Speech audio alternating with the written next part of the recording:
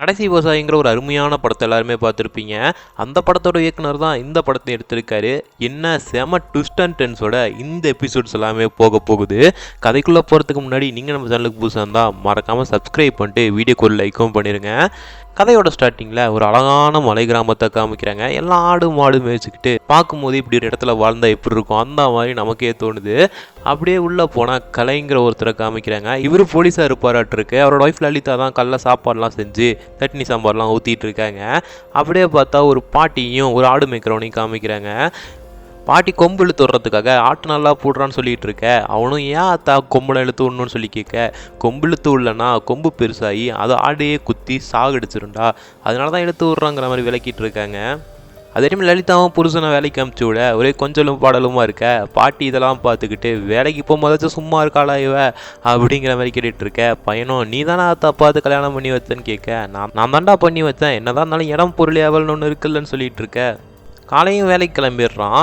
ஆடு மேய்க்கிற பையனும் ஆத்தா உன்னோட புண்ணியத்தில் எனக்கு ஒரு ஆடை கொடுத்தனா அந்த ஆட்டை பெருக்கி நான் ஒரு பட்டி போட்டுருவோங்கிற மாதிரி சொல்ல, ஒரு ஆடு போதுமாடான்னு சொல்லி கேட்க, ஒரே ஒரு சென ஆடு போதாதான் நான் பொழைச்சிக்கிறதுக்குன்னு கேட்க, முதல்ல ஆடு வளர்க்கறதுக்கு நிறைய வழிமுறைலாம் இருக்குது.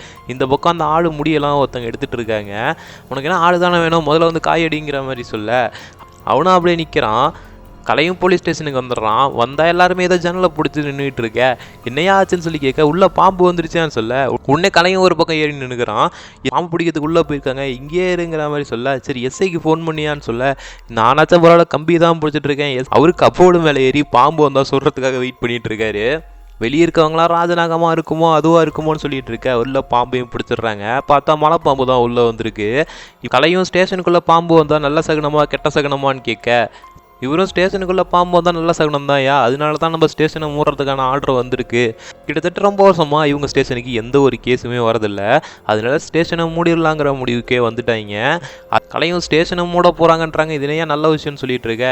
கலை ஸ்ட்ரைட்டாக எஸ்ஐக்கிட்டே போய் எனக்கு 2 மணி நேரம் பர்மிஷன் வேணும்னு கேட்க, எதுக்குடான்னு சொல்லி கேட்டால், நம்ம ஊருக்கு தான் எந்த ஒரு கேஸுமே வரது இல்லையே, ஏதோ ரூபா கொடுத்துக்குதே யாராச்சும் திருட்டு கேஸில் கொண்டு வந்து வைக்கலாம், அப்போ நம்ம ஸ்டேஷனை மூட மாட்டாங்கல்ல அப்படின்னு சொல்ல, அவரும் எனக்கும் இந்த ஸ்டேஷனை விட்டு போகிறதுக்கு மனசு இல்லையா, சரிவா போய் பார்க்கலாங்கிற மாதிரி 2 பேருமே கிளம்புறாங்க. போகிற வழிலாம் ஒரு ஆடாமைய எஸ்ஐயும் இதெல்லாம் உங்கள் ஆடான்னு சொல்லி கேட்டுட்டு இருக்க.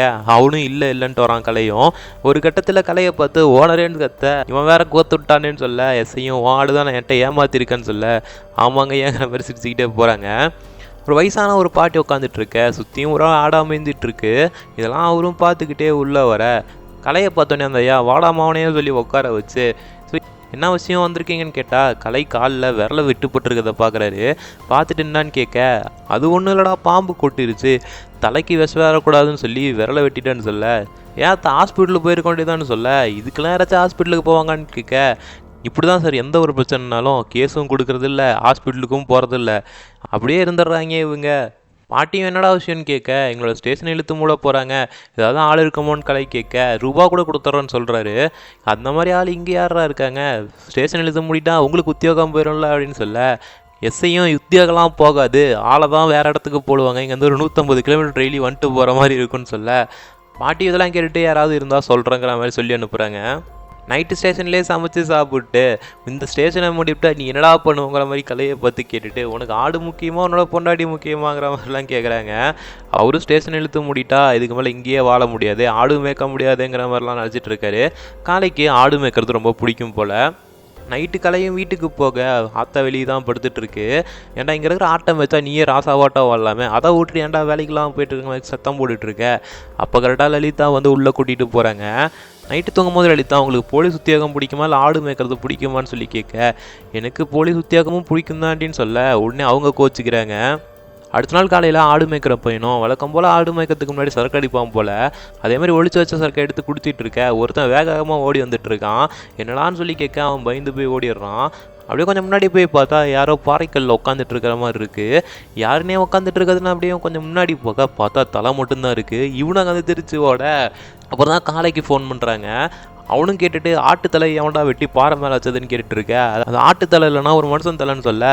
அதுக்கப்புறம் தான் இவனு ஷாக்கில் எஸ்ஐக்கு ஃபோன் பண்ணேன். எஸ்ஐ காலில் ஃபோனை எடுத்து குட் மார்னிங்னு சொல்லி வச்சிடுறாரு. இவனும் அப்புறம் ஸ்பாட்டுக்கு போகிறான். அங்கே போய் அவன்கிட்ட எங்கடா பார்த்தேன்னு சொல்லி கேட்க. அவனும் கூட்டிகிட்டு போகிறான். பார்த்தா கொஞ்சம் பணமும் இருக்குது. பாடி எங்கேயாவது கிடக்கா பார்த்தியான்னு சொல்லி கேட்க. இல்லைனா அதெல்லாம் எங்கேயும் இல்லைன்னு சொல்ல. போய் நல்லா தலைவி போடுறாங்கிற மாதிரி அனுப்பி விட்றாரு. அவனும் அங்கிட்டு இங்கிட்ட சுற்றி பார்த்துட்டு இருக்கான். அதே டைம் சிங்கம் புலி அண்ணனுக்கும் ஃபோன் பண்ணி இந்த மாதிரி ஒரு தலை இருக்குன்னு சொல்ல. ஆட்டுத்தலை தானே எடுத்து போட்டு வாயான்னு சொல்ல. ஆட்டுத்தலை இல்லையா மனுஷன் தலைன்னு சொல்கிறான். ஊர் எல்லையில் தான் கிடக்குதுன்னு சொல்ல. எந்த இடத்துல கிடக்குது, மேற்காலியா கீழ்காலியான்னு சொல்லி கேட்க. விட்டுக்கல்லுக்கு அந்த பக்கம் இருந்தால் அது பக்கத்து ஸ்டேஷன் ஏரியாவில் வந்துடும், அங்கேயே கிடந்தா அப்படியே விட்டுட்டு வந்துடு, நீ எதுவும் பண்ணாதா அப்படிங்கிற மாதிரி சொல்ல. ஆனால் காலையும் நம்ம ஸ்டேஷன் ரவுண்டிங்கில் தான் இருக்குங்கிற மாதிரி சொல்லிட்டு போன வச்சிட்றான். ஆக்சுவலி அது வந்து பக்கத்து ஸ்டேஷன் ரவுண்டிங்கில் தான் வரும் போல். அதுக்கப்புறம் தலையும் பணத்தையும் எடுத்துகிட்டு வந்து வேற ஒரு பாறை மேலே வைக்கிறான். அந்த ஆடு மேய்க்கிற பையனை போய் தொலைவி பார்த்துட்டு பாடி எங்கேயும் இல்லைன்னு சொல்ல வர. தலை அங்கே தானே இருந்துச்சு, இங்கே எப்படின்னா வந்துச்சுன்னு சொல்லி கேட்க. தலை இங்கே தாண்டா இருந்துச்சு, அங்கெல்லாம் எங்கேயும் இல்லைங்கிற மாதிரி சொல்லிட்டு உனக்கு என்ன ஆடு வேணும்னு கேட்டல, ஆடு உனக்கு வருங்கிற மாதிரி சொல்கிறாரு. இது வரைக்கும் கேஸே வராத ஸ்டேஷனுக்கு ஃபஸ்ட் டைம் ஒரு த்ரில்லர் மிஸ்ட்ரியாக ஒரு தலை மாட்டியிருக்கு. இப்போ எஸ்ஐயும் சிங்கம் புலி அண்ணனும் வந்துடுறாங்க. சிங்கம் புலி அண்ணனோட பேர் தாங்காம முடியும் இந்த படத்தில். எஸ்ஐ அந்த தலையை பார்த்துட்டு இருக்க. காலையும் வந்து லெட்டரை கொடுக்க, அதை படித்து பார்க்குறாரு. லெட்டரில் அன்பார்ந்த காவல்துறைக்கு வணக்கம், என்னோட தலையை அடக்கம் செய்கிறவங்களுக்கு இந்த தொகைங்கிற மாதிரி போட்டு பெயரற்ற ஒன்று போட்டிருக்கு. தாங்க முடியும், நான் வேணுமோ அந்த தலையடக்கம் பண்ணிட்டு பணத்தை நான் எடுத்துக்கிறதான்னு சொல்லி கேட்க. அதெல்லாம் நம்ம பண்ணக்கூடாதுங்கிற மாதிரி எஸ்ஐயும் சொல்லிட்டு ஒரு ஃபோட்டோ எடுத்துகிட்டு மேலிடத்துக்கு இன்ஃபார்ம் பண்ணுறாரு. ஃபாரன்சிக் டீமும் எல்லாமே வராங்க. இவனை பார்த்தா இந்த ஒரு மாதிரி தெரியுதான்னு சொல்லி அங்கே இருக்கவங்கிட்ட கேட்க, இவன் யாருன்னே தெரியாதுங்கிற மாதிரி ஒரு பதில் தான் வருது. அப்படியே எபிசோட் 1 இங்கே முடியுது. எபிசோட் 2 நீங்கள் மிஸ் பண்ணாமல் பார்க்கணும்னா நம்ம சேனலை மறக்காமல் சப்ஸ்கிரைப் பண்ணிக்கோங்க. அண்ட் தென் இந்த எபிசோட் 1 பற்றின கருத்துக்களை மறக்காமல் சொல்லிட்டு போங்க.